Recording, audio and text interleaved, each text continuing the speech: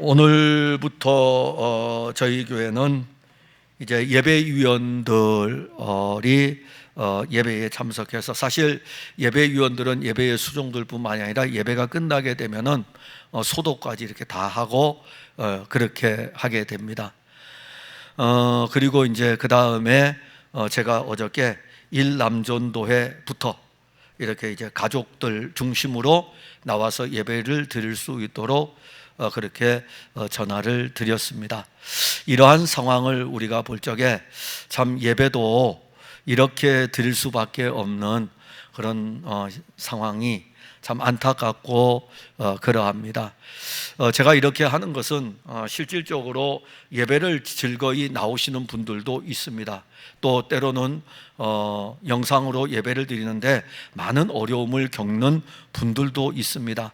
그래서 사실 그런 분들에게 계속해서 대면 예배의 이 시간들을 활용해 주면은 좋겠지만은, 또 어떤 면에서는 한 1년 이상을 교회의 발걸음을 옮기지 않으면서 비대면 예배를 드리고 있기 때문에 여러분들에게 그래도 우리가 풍성한 교회 공동체의 일원이라는 것을 여러분들에게 알려주기 위해서 전화를 드려가지고 여러분들이 한 번쯤은 이렇게 교회를 발걸음을 옮길 수 있도록 그렇게 이제 해야 되겠다라는 생각을 해서 예배를 그렇게 드리게 되었습니다. 그래서 여러분들, 제가 금요일 날 전화를 넣게 됩니다. 그래서 왜 아직 나한테 안 오지가 아니고 저희 교인들 이렇게 전체를 이렇게 돌아보기 때문에 지금 한 35명 정도 예배를 드리는데, 막 누가 만약에 시에서 오면은 우리 교회 사실 쪼여서 앉으면 300석,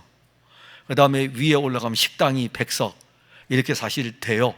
그래서 이렇게 하면은, 그렇게 되면은 최대한 하면 40명 할 수 있지만은 그래도 30명에서 35명 정도 선으로 예배를 드리려고 그렇게 합니다. 10%이기 때문에 10% 선에 맞춰서, 방역 대책에 맞춰서 이렇게 하니까는 모든 우리 풍성한 교회 성도들은 이 부분을 좀 이렇게 숙지를 하셨다가 제가 여러분들에게 전화를 드리면은 몸이 불편하신 분들, 또 어떤 코로나의 밀접 접촉자라서는 당연히 자가격리겠지만은 밀접 접촉자 옆에 있어서 좀 불안할 것 같습니다. 그런 분들은 늘 저는 비대면 예배로 이번 주엔 드려야 될 것 같습니다, 이렇게 여러분들이 하셔도 됩니다. 왜냐하면은 공동체의 안전이 중요하기 때문에. 그래서 이런 부분들을 여러분들 다 종합해 가지고 제가 전화를 드리면은 여러분들께서 될 수 있으면은 여러분들이 오셔서, 제가 전화를 드렸을 때에 전화를 받는 분들은 이렇게 공동체에서 함께 대면 예배를 드릴 수 있도록 해주시면 좋을 것 같습니다. 저도 여러분들 얼굴을 보고 싶고 또 그러합니다.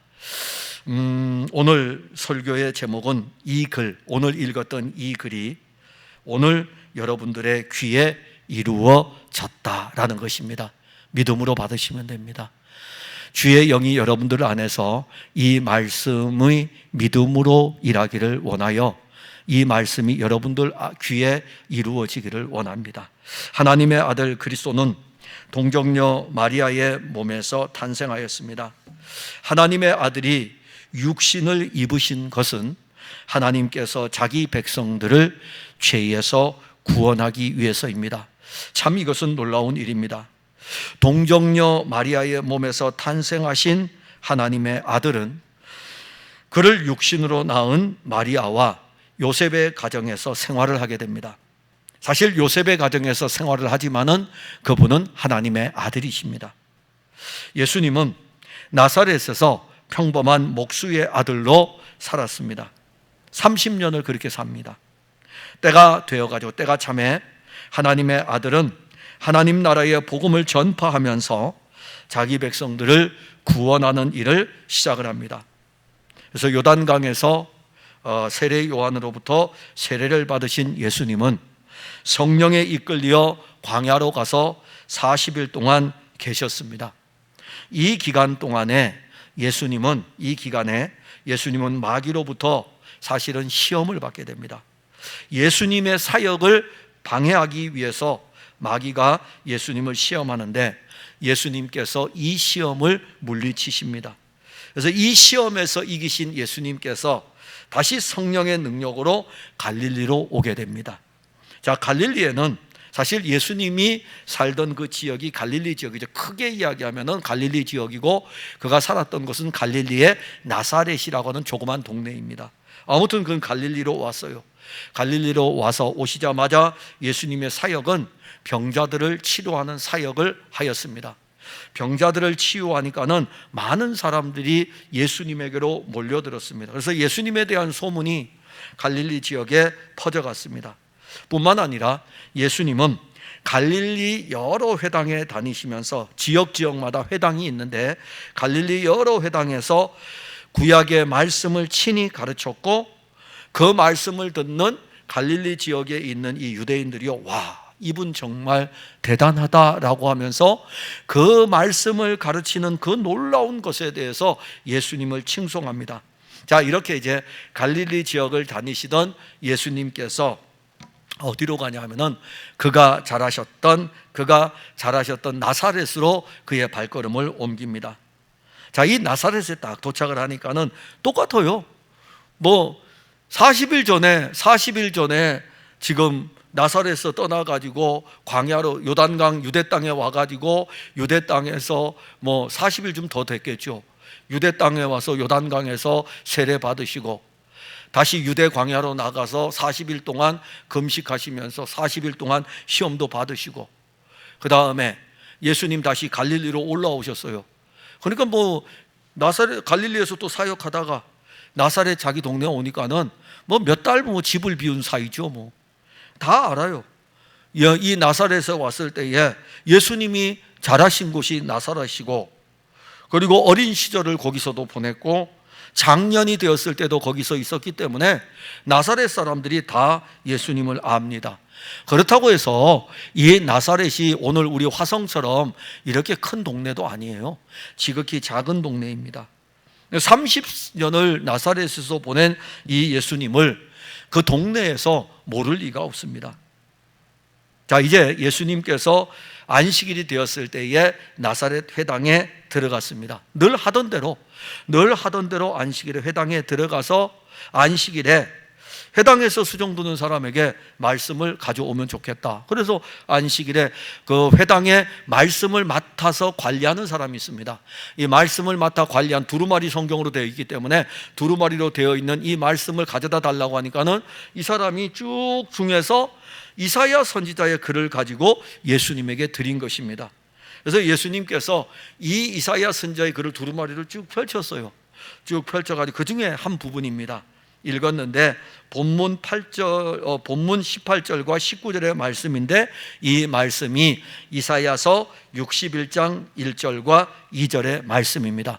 그 말씀을 읽은 거예요. 그 말씀을 읽고 그 말씀을 가지고 설교를 하시면서 예수님께서 그 말씀을 읽고 난 다음에 이렇게 말씀하십니다. 이 말씀이 오늘 우리의 귀에 이루어졌다, 이렇게 선언을 하십니다. 자, 그러면 이사야 선지자의 글을 이렇게 읽으면서 이 말씀이 오늘 우리 귀에 이루어졌다, 이 말씀이 너희 귀에 이루어졌다, 응하였다라는 이 의미는, 이 말씀을 우리가 보는데, 도대체 이사야 선지자의 글이 누구를 가리키느냐, 이게 제일 중요하죠. 18절과 19절에 보면 주의 성령이 내게 임하셨으니 이는 가난한 자에게 복음을 전하게 하시려고 내게 기름을 부으시고 나를 보내사 포로된 자에게 자유를, 눈먼 자에게 다시 보게 함을 전파하며 눌린 자를 자유롭게 하고 주의 은혜의 해를 전파하게 하려 하심이라. 자, 우리는 사도행전 8장에 가게 되면은 어떤 일이 벌어지냐면은 실질적으로 에디오피아 내시가 예루살렘에서 에디오피아로 내려가다가 그가 내려가면서 이렇게 글을 읽죠. 누구의 글을 읽냐면은 선지자 이사야의 글을 읽습니다. 근데 선지자 이사야의 글을 읽는데 아무것도 몰라요. 읽는데 마침 어느 부분을 읽었냐면은 그가 찔림은 우리의 허물을 인하며 그가 상함은 우리의 죄악을 인함이라. 이사야 53장에 나오는 그는 도대체 이 그가 누군지 모르고 그냥 읽는 거예요. 모르고 그냥 읽는 겁니다. 근데 이제 빌립이 그 마차에 같이 올라타서 이야기하죠. 읽는 말씀을 깨닫느냐 이렇게 물으니까는 여기 지금 언급하고 있는 이 그라는 사람이 이사야 선지자라고 하는 이 사람을 가리킵니까? 아니면 누구를 가리킵니까? 라고 물어봐요. 도대체 모르겠다 이겁니다. 이 그라고 하는 이 사람이 누구냐 이겁니다. 그래서 빌립이 그 말씀을 자세히 풀어서 알려줄 때에 여기서 언급하고 있는 이 그라고 하는 사람은 예수 그리스도를 말합니다 라고 가르치고, 그 말씀을 받을 때에 그가 예수 그리스도를 영접하고 세례를 받게 됩니다. 자, 오늘도 이사야서의 글입니다. 이사야서 61장 1절과 2절의 글을 이렇게 우리가 예수님이 지금 읽으셨어요. 자, 읽었을 때에 유대인 회당에 있는 사람들은 어떻게 볼까요? 이 말씀이 도대체 누구를 이야기하지? 주의 성령이 내게 임하셨으니, 이사야 선지자에게 주의 성령이 임하여 가지고 이사야 선지자가 가난한 자에게 복음이시고, 이사야 선지자가 포로된 자를 자유하게 하고, 이사야 선지자가 눈먼 자의 눈을 뜨게 하고, 이사야 선지자가 눌린 자들 자유하게 하는가? 그럴까요? 이사야 선지자가 주의 은혜의 해일까?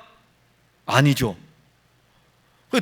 지금 안식일에 나사렛 회당에서 사람들이 이 글을 읽을 때에 예수님께서 딱 선언을 하십니다. 오늘 너희에게 이 말씀이, 너희 귀에 이 말씀이 응하였다. 도대체 이게 뭐지? 이사야 선지자는 700년 후에 이 땅에 오실 하나님의 아들 그리스도에 대해서 지금 전한 것입니다.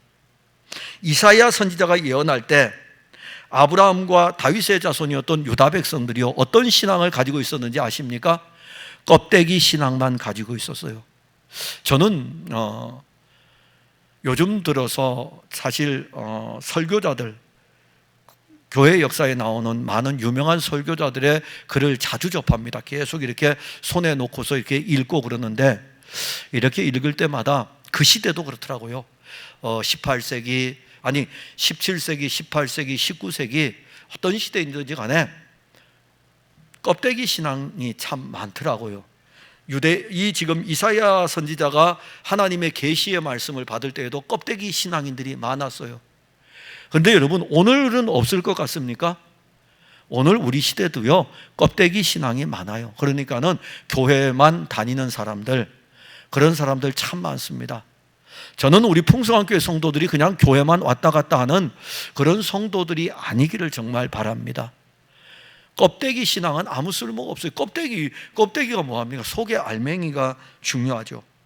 자, 껍데기 신앙은 뭐냐 하면은 외형적으로는 하나님의 백성의 모습을 다 갖추고 있습니다. 그래서 당시에 이사야 선지자가 활동할 때에 하나님의 백성이라고 하는 이 유대인들을 보게 되면 하나님에게서 멀리 떠나 있습니다. 자, 이들은요, 매 안식일마다 하나님의 성전을 찾습니다. 그리고 성전을 찾을 때마다 제사를 드리기 위해서 짐승을 가지고 올라옵니다.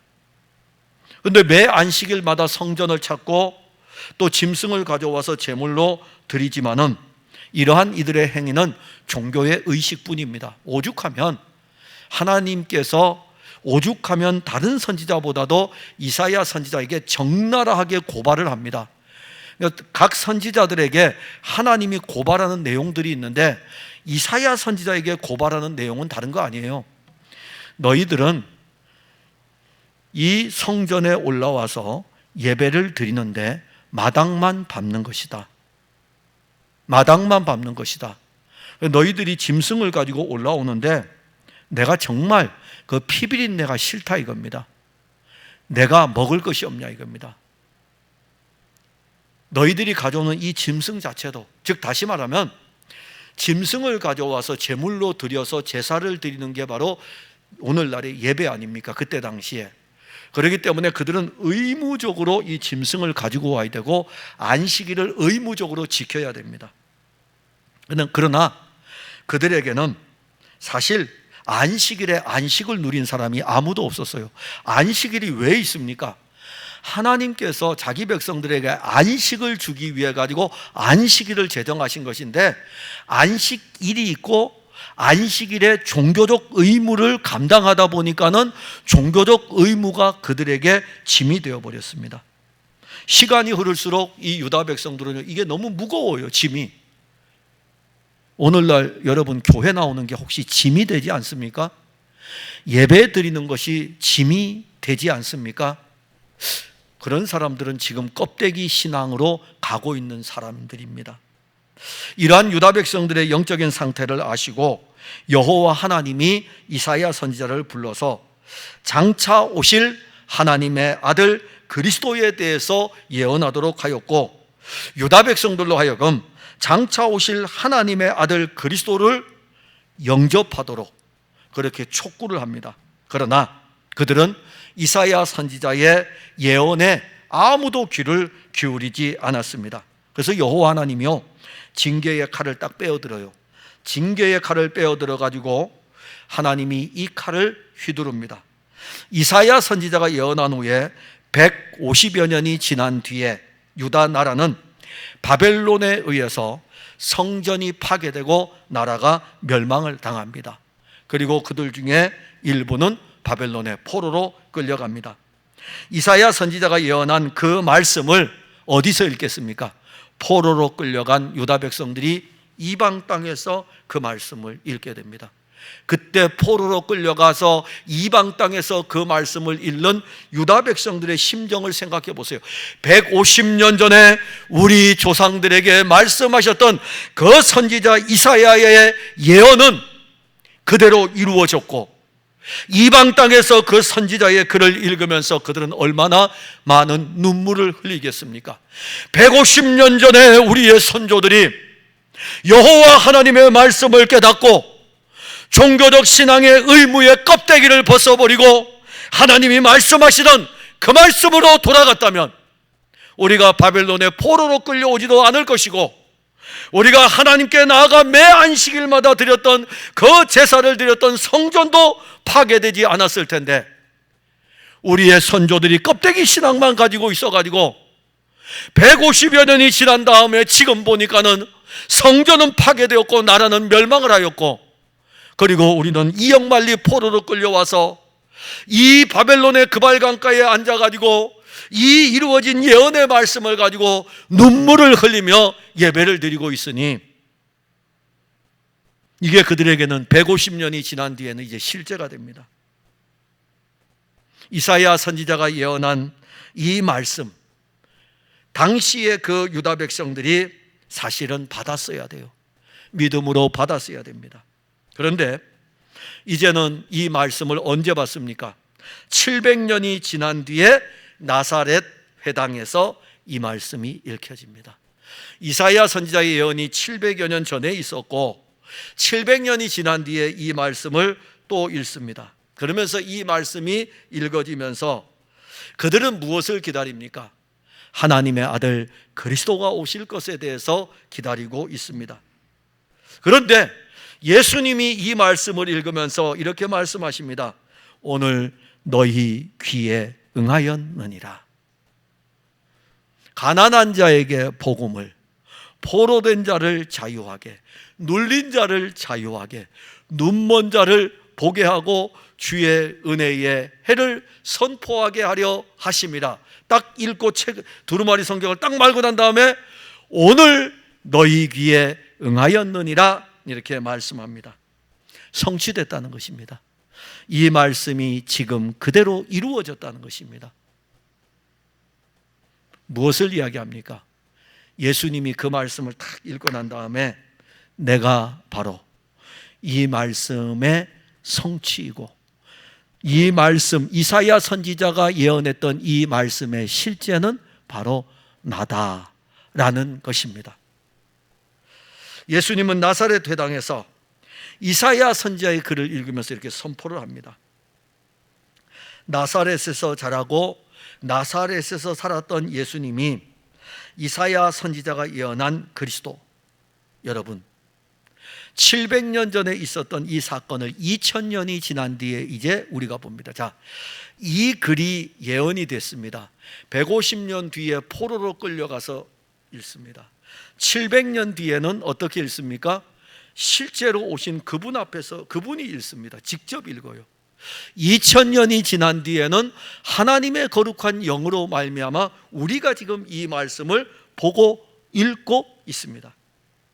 그러면 이 말씀이 오늘 우리 귀에 응하였다, 우리 귀에 이루어졌다라는 것을 여러분들은 어떻게 생각하십니까? 무감각하십니까?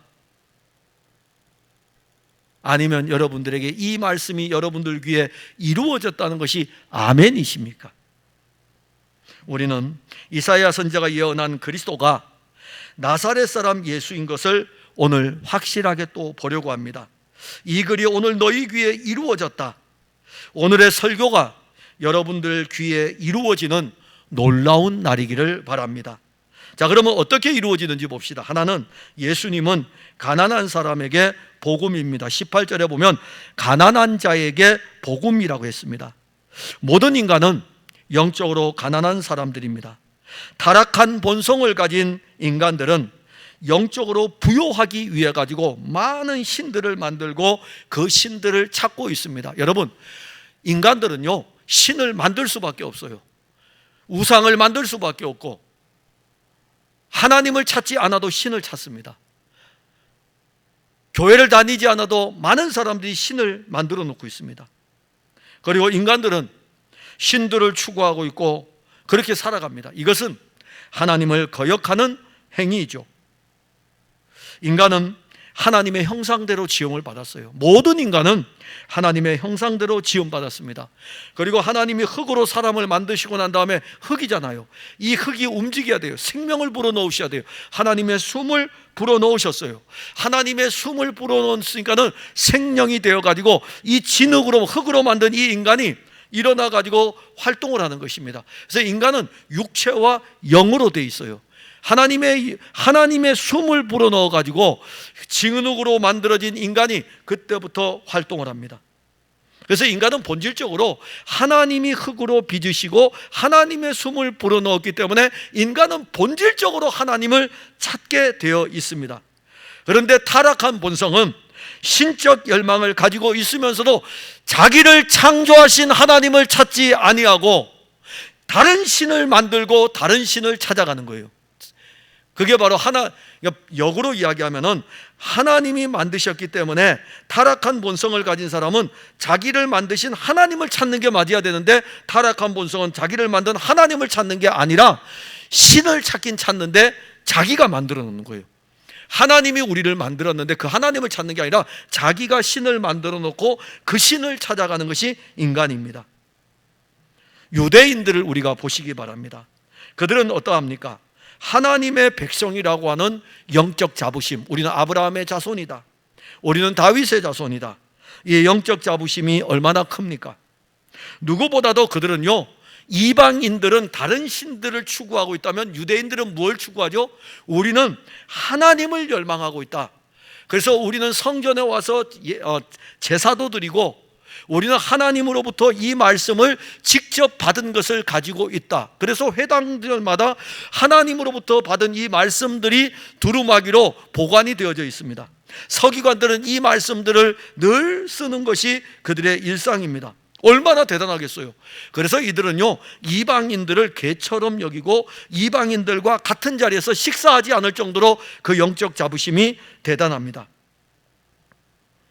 이들이요, 안식일마다 회당에 모입니다. 바로 그들이 유대인들이에요. 안식일마다 그들은 일주일에 한 번씩은요, 안식일마다 회당에 모여가지고 하나님께 예배를 드립니다. 그리고 이 사람들은 하나님의 말씀을 듣습니다. 그래서 당시에 회당에서 드려졌던 예배를 보게 되면은 초기 기독교 공동체 예배와 똑같아요.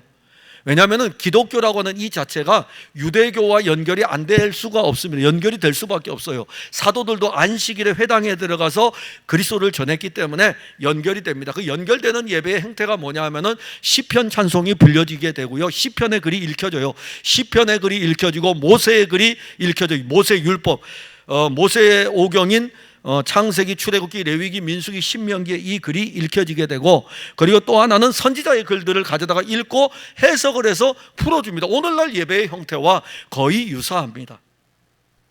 그런데 이들이 매주일마다 매 안식일마다 하나님의 말씀을 듣지만은 그 말씀에 귀를 기울이는 사람은 없어요. 그냥 참석하고 있는 거지 말씀에 귀를 기울이고 있는 사람이 없습니다. 그들은 타락한 본성 그 자체로, 그냥 앉아있는 그 자체로 나는 영적으로 부요해, 나는 부자야.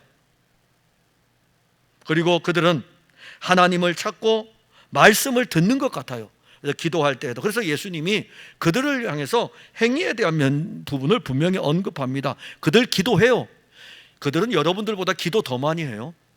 여러분들보다 기도 더 많이 하고 여러분들보다 이웃사랑의 구제도 더 많이, 단 자기의 의를 드러내기 위해서 할 뿐이지, 그들은요 차라리 오늘날 그리스도인들이 자기 의를 드러내기 위해서 그런 열심을 이라도 가지면 좋겠는데, 오늘날 그리스도인들은요 그것도 없어요. 그냥 다 나빠요. 다 나쁘지만은 오늘 그 당시에 유대인들, 예수님 당시에 유대인들 보면은요 기도도 많이 하고, 그리고 또 그들은 구제하는 일도 열심히 합니다. 단 그들은요 이것이 자기들에게 영적인 부요라고 생각을 합니다. 근데 영적으로 스스로 부자라고 생각을 하니까는 그들에게서 하나님의 아들 그리스도를 기다린다고 하지만은 실상은 그들에게는 그리스도가 왔을 때도 그리스도를 배척하는 걸 보십시오. 영적으로 부요하다고 생각하는, 제가 말하는 것은 내가 대단히 종교적으로 부요해, 영적으로 부요하다라고 하는 이 사람들은요 그리스도가 사실 그들에게 복음이 될 수가 없어요. 내 행위로 부요하고 내가 유대인들처럼 어떤 내가 하는 것들로 인해서 나 대단히 부자야, 영적으로 내가 부자야, 이렇게 생각하는 사람들에게는 그리스도가 그들에게 복음이 될 수가 없습니다. 그들은 스스로 종교적 행위를 통해서 이미 부자들이기 때문에 예수님은 그들에게 아무 관계가 되지를 않습니다. 누가복음 15장 1절과 2절에 보면 모든 세리와 죄인들이 말씀을 들으러 가까이 나오니 바리새인과 서기관들이 수군거려 이르되 이 사람이 죄인을 영접하고 음식을 같이 먹는다 하더라. 바리새인들과 서기관들은 자기들이 생각할 때에 영적으로 대단히 부요한 사람들입니다. 그들의 종교적인 열심은 예수님도 인정을 했어요. 그래서 마태복음 5장 20절에 내가 너희에게 이르노니 너희의 의가 서기관과 바리새인보다 더 낫지 못하면 결코 천국에 들어가지 못하니라. 예수님께서 바리새인들과 서기관들의 종교적 열심을 인정하는 것 같죠, 그죠? 근데 사실 그들이 굉장히 열심이었어요. 근데 그 어떤 종교적 열심으로도 천국에 들어가지 못한다는 사실을 지금 알려주는 거예요. 마태복음 5장을 통해서 말씀하는 것은 사람의 행위로 말미암아 천국에 들어가는 것이 아니고 나를 믿음으로 말미암아 천국에 들어갈 수 있다는 것을 지금 예수님 말씀하시는 것입니다. 우리들의 타락한 본성은 종교적 열심을 가지고 있고, 그리고 이 자기의 종교적 열심이 자기가 영적으로 부요하다고 생각을 합니다. 그 부요함의 착각이 누구를 몰아냅니까? 예수님을 몰아냅니다. 저는 목사입니다. 목사이기 때문에 제가 영적으로 부요하다고 생각하면 저는 예수님을 몰아내요. 자, 어떻게 몰아내는지 알려드릴게요. 제가 성경을 읽을 적에 이 성경을 여러분들에게 설교하기 위한 방편으로 성경을 읽으면 저는 예수님을 몰아내는 것입니다. 이 성경은 하나님의 거룩한 영이 저에게 주시는 생명의 양식인데 제가 먹어야 돼. 제가 지금 배고픈데, 제가 가난한데 저에게 채워져야 되는데, 목사이기 때문에 제가 여러분들에게 설교하려고 하는 의무로 이 말씀을 계속 보게 되면 저는 예수님을 몰아내는 거예요. 자, 여러분 혹시 교회에서 직분을 가지고 있는 분들, 우리 장로님들, 권사님들, 안수 집사님들, 여러분들 혹시 말씀을 읽습니까? 말씀을 읽지 않고 있다면 여러분들은 예수님을 이미 몰아낸 상태이고, 여러분 혹시 기도하고 있습니까? 기도하고 있지 않다면 이미 몰아낸 것이고, 자, 말씀도 읽고 기도를 하고 있는데 여러분들이 예수님을 몰아낼 수 있어요. 어떻게 몰아내냐면은 다 이 예수님을 누리려고 하고 이 예수님이 나와 연합되어져 있다는 이 놀라운 은혜의 말씀들을 받지 아니하고 자기 필요를 따라 이 예수님을 계속 공급을 받으면은 그 사람은 예수님을 몰아내는 사람입니다. 굉장히 성경을 많이 읽는 것 같지만은 예수님을 몰아내는 거예요. 매 예배 시간마다 여러분들이 앉아 있지만은, 여러분들이 예배를 드리지만은, 오늘 예배를 드리는 사람들 가운데 예수 그리스도가 여러분들 안에 들어와서 자리를 잡아야 되지, 여러분들은 어쩌면은 이 예배를 드리면서도 예수님을 몰아낼 수 있습니다. 왜 그럴까요? 여러분들 스스로가 부요하다고 생각하기 때문에. 내가 교회를 다닌 지 30년 됐는데, 내가 40년 됐는데, 그리고 예배 드리는 이 자리에 앉아 있습니다. 영상을 통해서 예배 드리는 자리에 앉아 있습니다. 가난하셔야 돼요. 가난하셔야 돼요. 정말 가난하셔야 됩니다. 여러분들 오늘 처음 교회를 나왔습니다. 여러분들 오늘 예수님이 정말 사모해가지고 오늘 나온 거예요. 가난하셔야 돼요. 전통 다 깨트리셔야 돼요. 여러분들 그 껍데기를 좀 벗어버리셔야 돼요. 모든 인간은 영적으로 가난합니다. 타락한 본성을 가진 인간들은 영적으로 부요하기 위해서 온갖 것들로 치장하고 그것을 껍데기를 가지고 견고하게 쌓아가고 있습니다. 오늘 우리의 모습을 보시기 바랍니다. 우리는 정말 가난해요. 스스로 구원에 이를 수 없는 전적으로 타락하고 부패한 죄인들입니다.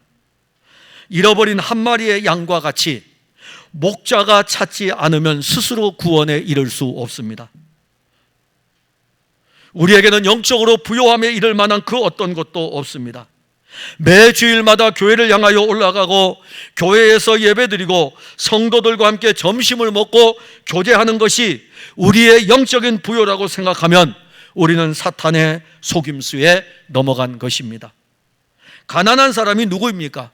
누가복음 15장 1절과 2절에 말씀된 대로 세리와 죄인들이 자기들의 죄로 인하여 하늘을 우러러보지 못하고 기도하는 그 사람들, 그들이 바로 가난한 사람들입니다. 우리는 스스로 구원에 이를 만한 그 어떤 것도 가지지 못하고 있습니다. 지금 우리의 영적인 상태를 알고 있습니까?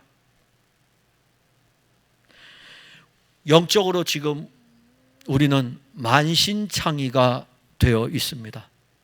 저도 그렇고 한국교회가 만신창이가 되었어요. 목회자들도 만신창이가 되었고 얻어맞았어요. 너무 많이 얻어맞았어요. 성도들도 똑같습니다. 이 영적으로 만신창이가 된 우리를 건져줄 수 있는 분은 교회의 제도가 아니고 교회의 어떠한 조직도 아니고 우리의 머리가 되시는, 그래서 우리에게 영적인 양분을 공급해 주시는 예수님만이 이 우리를 영적인 가난에서 부요하게 하실 수 있습니다. 영적으로 우리는 사탄으로부터 온 몸과 영혼을 두들겨 맞았어요. 피투성이가 되었습니다. 강도를 만나 죽게 된 우리는 너무 가난해가지고 치료받을 돈도 없습니다. 오늘 예수님 말씀하십니다. 가난한 사람들에게 복음이라고, 가난한 자들에게 복음이라고, 치료받을 수 없는 우리들에게 그 예수님은 선한 사마리아인으로 우리에게 오셔서 자기의 모든 것을 다 주고 우리를 고쳐주시고 우리를 부요하게 하셨습니다. 예수 그리스도를 영접하면 그 사람은 예수 그리스도의 모든 것을 누리게 됩니다. 가난한 사람은 부요하게 됩니다. 육적인 가난이 아니고요, 영적인 가난이요. 그 부요는 세상과 비교할 수 없는 하늘의 부요입니다. 예수님 그래서 이 땅에 오신 거예요. 또 하나는 예수님은 포로된 사람들, 눌린 사람들에게 자유를 주십니다. 18절에 보면 포로된 자에게 자유를, 눌린 자를 자유롭게 하며, 우리는 죄의 포로가 되어 있습니다. 우리는 귀신들에게 포로가 되어 있습니다. 죄에 눌려 있고 사탄의 영적 힘에 우리는 눌려 있습니다. 여러분, 사탄의 강력한 힘을 알고 있습니까? 하나님의 아들이 하나님의 일을 시작할 때에 사탄이 강력하게 대항하였습니다. 죽이려고 달려들었어요. 하나님의 아들이 육신을 입고 올 때에 사탄이요, 이 어린아이를 죽이려고, 이제 막 출생한 아이를 죽이려고 달려들었습니다. 이 사탄이요, 예수님이 사역을, 이제 공생의 사역을, 하나님의 아들로서의 사역을 시작할 때에 시험을 하여 가지고 넘어뜨리려고 했습니다. 왜 사탄이 이렇게 하나님의 아들을 향하여 달려드는지 아십니까? 사탄은 아담과 하와를 불순종하는 영으로 사로잡았습니다. 아담과 하와는 불순종하는 영의 영향을 받아서 죄의 포로가 되었습니다. 아담과 하와는 자기들이 지은 죄를 알고 스스로 이 죄의 쇠사슬을 끊어버리려고 했어요. 그래서 그들은 나뭇잎을 가져다가 자기들 스스로가 치마를 만들어서 자기들이 지은 죄가 부끄러움을 알고 이 부끄러움을 가리려고 하였으나 오히려 죄의 사슬이 이들을 결박하여 버렸어요. 하나님을 피하게 하였어요. 하나님을 만나야 되는데, 하나님을 만나야 되고 하나님과 교통해야 되는데, 하나님 살려주셔야 됩니다, 하나님 살려주셔야 됩니다, 이렇게 하나님을 찾아야 되는데, 이들은 오히려 하나님이 찾아올 때에 하나님을 피하여 숨었습니다. 저들은 죄의 지배를 받았습니다. 그런데 이런 아담과 하와의 모든 본성을 우리가 그대로 가지고 있습니다. 왜냐하면 그로부터 우리가 출생되었기 때문에. 그러면서 우리는 이 본성을 가지고 아담과 하와처럼 계속 하나님을 대적하는 거예요. 아담은 하나님이 내게 주신 이 여자가 하면서 하나님을 대적합니다. 그냥 단순하게 하와를 내게 줬다는 의미가 아니에요. 타락한 본성을 가진 우리들은 다 하나님을 향하여 대적합니다. 잘 되면 자기, 못 되면 하나님 탓, 병 걸리면 하나님이 이렇게, 사업이 안 되면 하나님이 이렇게 하신다고.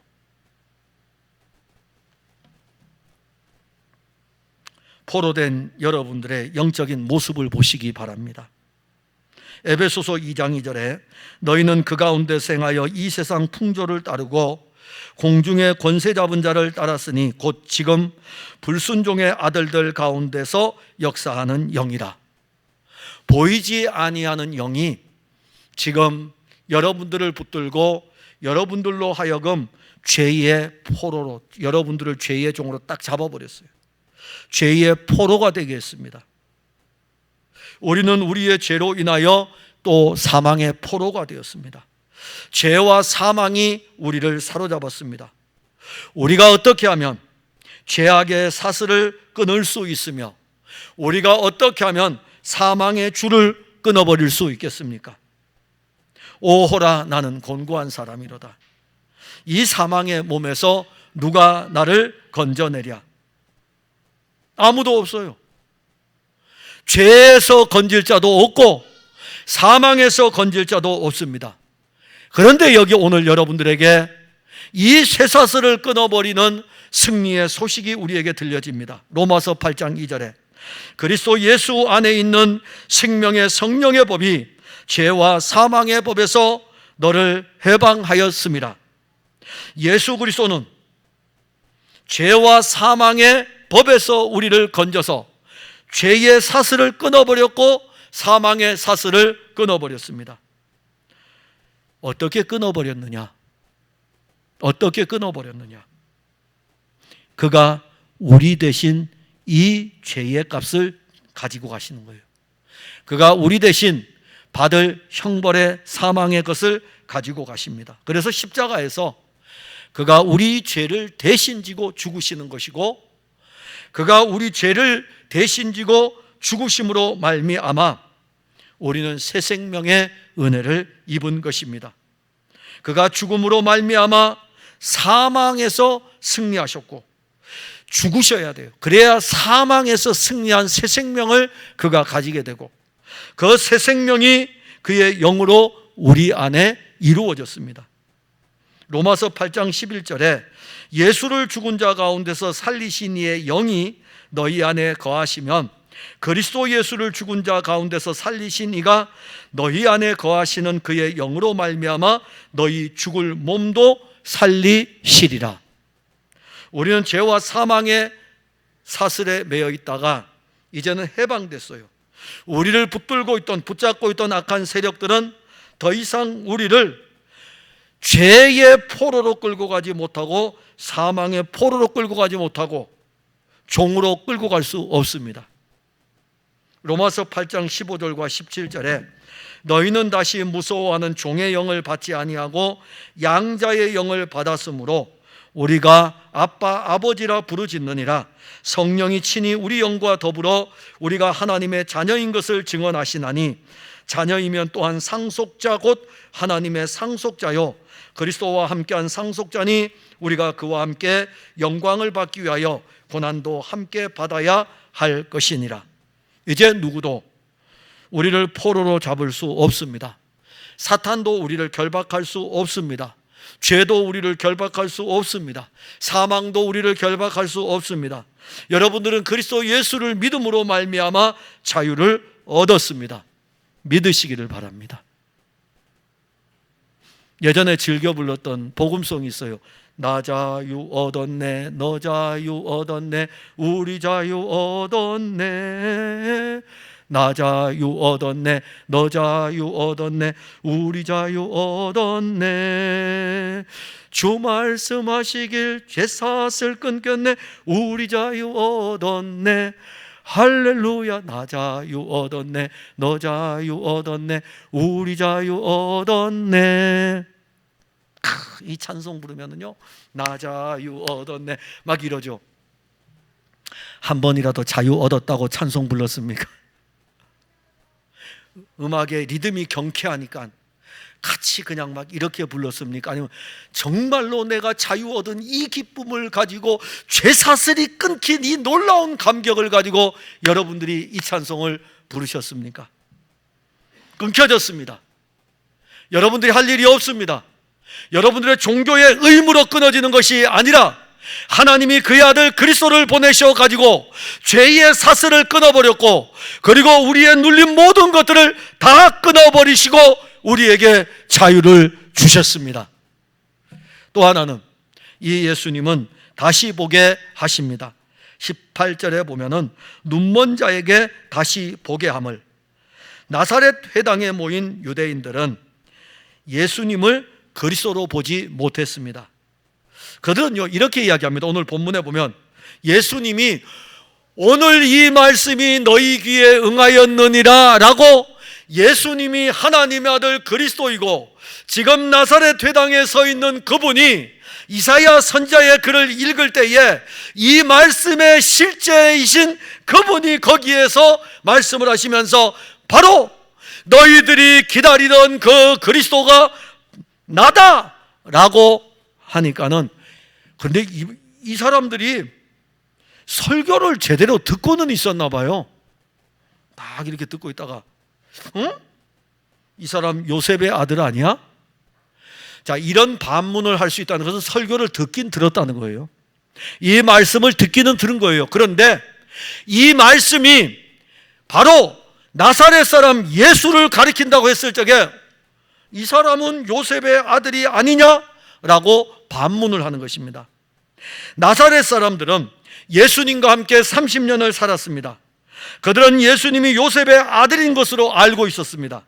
그러기에 나사렛 회당에서 예수님이 이사야 선지자의 글을 읽고 난 후에 이 글이 너희에게 응하였느니라고 말씀할 때에 그 말씀을 자세히 풀어줄 때에 회당에 있는 사람들은 그 말씀을 받아들이지를 않았습니다. 어떤 일이 벌어집니까? 여러분, 어떤 일이 벌어집니까?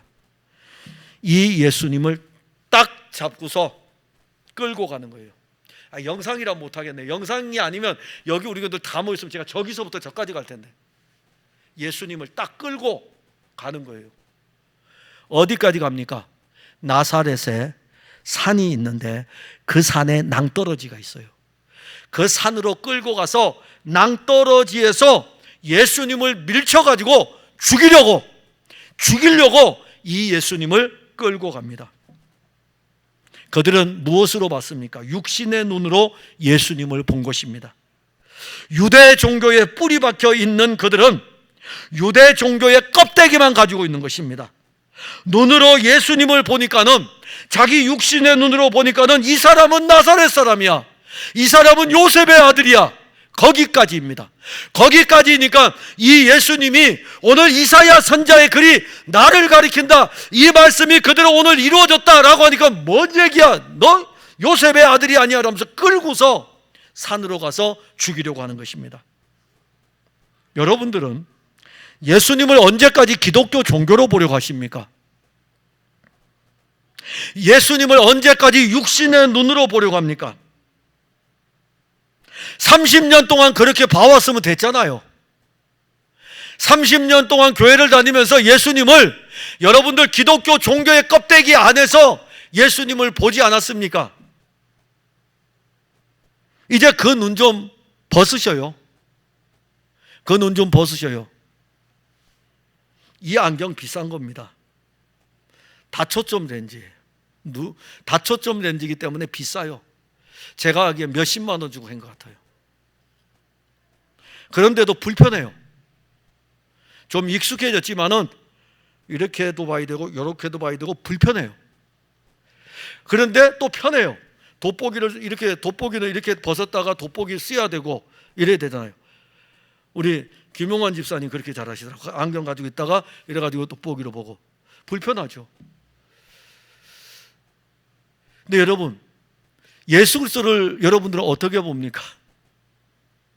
여러분들은 얼마를 가지고 예수님을 사면은, 예수님을 보려고 얼마의 안경을 맞추면은 예수님을 제대로 볼 수 있을까요?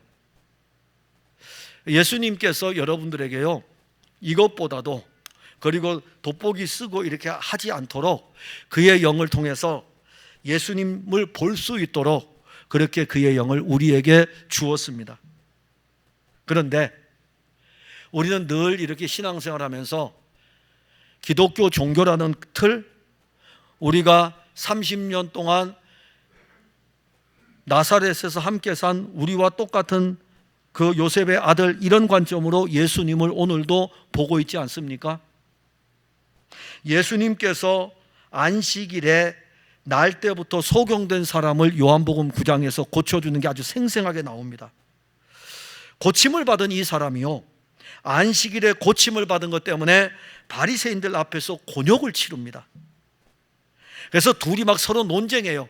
고침을 받은 사람하고 그 다음에 바리새인들하고 막 논쟁을 해요. 안식일 날에 그런 일이 있을 수가 있느냐라고 하면서, 그러니까 그 부모는요, 고침을 받은 그 부모는요, 출교를 당할까봐, 유대 종교에서 출교를 당할까봐, 우린 몰라, 그냥 쟤가 치료 받으니까 쟤한테 가서 물어봐. 그러니까는 바리새인들이 또 몰려가가지고 막 물어봅니다. 누가 너를 고쳤느냐라고 하면서 서로 막 논쟁이 심하게 이루어집니다. 마지막에는 어떻게 가자냐면은, 이 바리새인들이요, 안식일에 고침을 받은 맹인을 향해서 이렇게 이야기합니다. 너는 그의 제자이나 우리는 모세의 제자라. 하나님이 모세에게 말씀하시는 줄을 우리가 알거니와 이 사람은 어디서 왔는지 알지 못하노라. 세상 사람들이 저한테 좀 이러면 좋겠어요. 너는 예수 믿는 사람이야. 우리는 다른 거 다 몰라. 그러면서 우리를 박해하는 그 이름으로, 김 목사 당신은 예수밖에 몰라. 저는 그렇게 들려주고 싶어요. 그렇게 사람들이 저를 좀 부르면 좋겠어요. 그런데 오늘날 교회를 다니면서 우리는 모세의 제자야, 우리는 기독교인이야, 우리는 오랫동안 교회 다녔어, 우리는 함께 이 풍성한 교회에서 신앙생활했어. 그게 무엇인데요? 그게 뭔데요? 그게 여러분들에게 뭔데요? 권사님 오셨습니까? 장로님 오셨습니까? 목사님 안녕하십니까? 풍성한 교회에서 여러분들이 그렇게 같이 신앙생활하고 있기 때문에 모세의 제자가 여러분들 그렇게 좋습니까? 아니에요. 지금 우리에게 필요한 것은 모세의 제자가 아니라 우리의 눈을 고쳐주실 분이 필요한 것입니다. 우리의 눈을 고쳐주실 분, 우리의 눈을 뜨게 하실 분이 필요해요. 막 욕을 퍼붓는 거예요. 우리는 모세의 제자고 우리는 그 사람이 어디서 왔는지 몰라. 그러면서 이 바리새인들이요, 너 나가. 너는 우리 공동체에 있을 필요가 없어. 넌 나가. 우리 공동체를 해하는 세력이니까 나가. 쫓아냈어요. 예수님이 이 이야기를 들었어요. 예수님이 그 사람을 만납니다. 근데 그때에 다른 바리새인들도 같이 모였어요. 그러니까 예수님이 딱 쫓겨난 그 사람을 만나고 옆에 바리새인들이 쭉 있어요. 예수님이 이렇게 말씀하십니다. 너희가 맹인이 되었더라면 죄가 없었으려니와 본다고 하니까 너희 죄가 그대로 있느니라.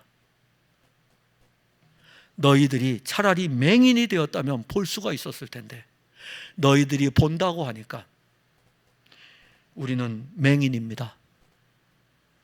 육신의 눈으로 예수님을 보고 있습니다. 우리는 맹인입니다. 기독교 종교로 예수님을 보고 있습니다. 예수님은 종교가 아닙니다. 성경 어디에도 기독교를 종교라고 하지 않습니다. 예수 그리스도는 생명입니다. 생명이에요. 예수 그리스도는 의입니다. 예수 그리스도는 죄인을 의롭게 하시는 분이고 예수 그리스도는 사망 아래에 있는 사람들을 생명을 주시는 분이십니다. 누가 예수님을 종교라고 이야기합니까? 우리에게 자신의 생명을 주기 위하여 예수님은 이 세상에 오셨습니다. 누가 기독교를 종교로 만들었습니까? 우리는 기독교를 종교로 만들고 기독교를 종교로 접근하고 종교의 틀 속에 예수님을 가두고 그렇게 보려고 합니다. 그리고 우리는 이렇게 이야기합니다. 유대인들이 모세의 제자라고 이야기하듯이 여러분들은 오늘 교회의 제자라고 기독교의 제자라고 그렇게 이야기합니다. 아직도 알지 못합니까?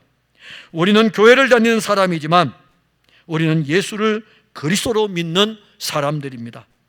맹인이 된 사람들이 교회 안에 많이 있습니다. 보고 싶지 않습니까? 답답하지 않습니까? 여러분들 보고 싶지 않으세요? 정말 교회에서 그렇게 많이 증거되어지는 이 예수님을 여러분들 만나고 싶지 않습니까? 그 말씀이 귀에만 들려지지 아니하고 우리의 영 깊은 곳에 그 말씀이 우리 안에 실제가 되는 거 여러분들 누리고 싶지 않습니까? 예수님이 여러분들의 눈을 고칠 수 있는 유일한 분이십니다. 여러분들의 눈을 고치기 위해서 예수님이 오신 것입니다. 여러분들의 신앙의 눈이 떠지면 여러분들의 눈은 예수 그리스도만 보게 될 것입니다. 우리는 다시 태어나는 것이고 우리는 다시 보는 것입니다. 다시 태어나고 다시 볼 수 있는 것은 우리 힘으로 되지 않습니다. 성령으로 말미암지 않고는 다시 태어날 수 없습니다. 여러분들 종교의 껍데기에서 다시 태어나려면 성령으로 말미암는 것임을 알아야 됩니다. 그리스도의 영은 이제 우리 안에서 우리의 눈을 열어 다시 보게 하십니다.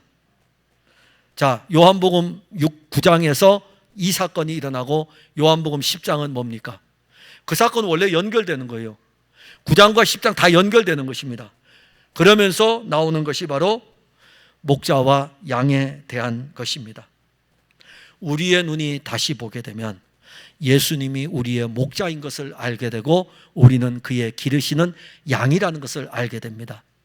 우리의 눈이 뜨여지게 되면 그분이 우리의 선한 목자인 것도 알게 되고 우리를 위하여 목숨을 버리실 분인 것도 알게 됩니다. 사랑하는 성도 여러분, 예수님은 가난한 사람들에게 복음입니다. 죄와 사망에 포로된 사람들과 죄와 사망에 눌린 사람들에게 자유를 주었습니다. 예수님은 보지 못하는 우리의 눈을 열어 보게 하였습니다. 오늘 이 말씀이 우리들의 귀에 이루어졌습니다. 아직도 어떤 사람들은 예수님이 이루신 것을 믿지 아니하고 자기의 종교의 틀에 사로잡혀 예수님을 끌고 산 낭떠러지로 데리고 가고 있습니다. 어리석은 사람입니다. 그 사람은 자기의 종교로 망할 것입니다. 예수님께서 그 종교를 깨뜨리기 위해서 여러분들에게 오신 것입니다. 그 예수님을 영접하시면 돼요. 받아들이시면 됩니다. 그러면 여러분들을 부요하게 하십니다. 죄와 사망에서 풀어주시고 눈을 열어주십니다. 예수님이 여러분들 가운데로 오셨는데 여러분들은 왜 그를 끌고 낭떠러지로 갑니까? 예수님이 어떻게 행동합니까? 그 다음에 탁 그들을 밀쳐버리고 그들을 지나가십니다. 언제까지 예수님을 지나가게 하실 것입니까? 주여 그리 마옵소서. 우리를 떠나지 마옵소서. 우리를 떠나지 마옵소서. 우리 지나가지 마시고 주님 우리에게 오셔서 우리의 생명이 되시고 우리의 자유가 되시고 우리의 눈이 되시기를 원합니다. 이것이 여러분들에게 이루어지기를 바랍니다. 기도하겠습니다. 하나님, 은혜와 사랑을 감사합니다. 우리가 교회를 다닌 지 오래되었습니다. 그런데 왜 교회를 다니는지요? 어떤 사람은 10년, 20년, 30년, 40년 평생을 교회를 다녔습니다. 내가 그동안 왜 교회를 다녔는지 알지 못하고 그냥 습관을 따라서 주일학교부터 다녔기 때문에 다니고 있지 않습니까? 유대인들처럼 그냥 이제 기독교라고 하는 이 종교의 어떤 관습에 매여 있고 기독교라고 하는 이 예배의 어떤 모습에 그냥 젖어 있습니까? 우리가 예수님이 내게 어떤 분이신지 생각해 본 적이 있습니까? 아니, 내가 정말 예수님을 영접하였습니까? 오늘 사랑하는 성도들이 다시 한번 내가 예수님을 영접하였는지 자기의 영적 상태를 돌아보게 하시고 내가 영접한 이 예수님은 내 안에서 어떤 일들을 이루고 있는지 이 말씀이 그대로 그들에게 이루어지기를 원합니다. 주의 영이 하셔야 됩니다. 오늘날 교회를 그저 다니는 껍데기 신앙인 사람들이 너무 많습니다. 우리 풍성한 교회 성도들 그 껍데기 그 모든 것들을 깨트리시고 실제이시며 속이신 그리스도 예수께서 그의 영으로 우리 사랑하는 성도들 가운데 이루어지기를 원하며 저들은 주의 영으로 말미암아 아멘 주 예수여 오시옵소서 그들 안에 받아들이고 영접하고 그 안에서 이루어진 놀라운 일들을 누림으로 자유를 얻고 다시 보는 눈을 갖게 하옵소서. 예수님 이름으로 기도하옵나이다. 아멘.